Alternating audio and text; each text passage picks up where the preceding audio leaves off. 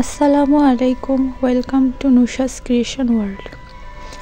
আজকে আমি আপনাদের ডাবল পেন্সিল দিয়ে ক্যালিগ্রাফি কিভাবে করতে হয় সেটা দেখাবো। প্রথমে দুইটি পেন্সিল নিয়ে নিয়েছি আর একটি রাবার। দুইটা পেন্সিল খুব ভালোভাবে একসাথে করে বেঁধে নিলাম, তারপর ক্যালিগ্রাফি করার চেষ্টা করছি। আমরা এখানে আল্লাহ ক্যালিগ্রাফিটা লিখে দেখাবো। দেখুন, এই ডাবল পেন্সিল ইউজ করে খুব সহজেই আপনি ক্যালিগ্রাফিটা প্র্যাকটিস করতে পারবেন। ক্যালিগ্রাফি কোনো কঠিন বিষয় না, এটি খুবই সহজ একটি বিষয়। এখন ক্যালিগ্রাফিটাতে কালার করব।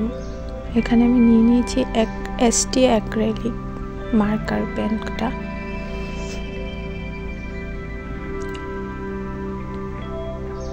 আপনারা চাইলে অন্য কালার ইউজ করতে পারেন। খুব সুন্দর করে আস্তে আস্তে সবটাকে আমি সুন্দর করে পেইন্ট করে নিয়েছি।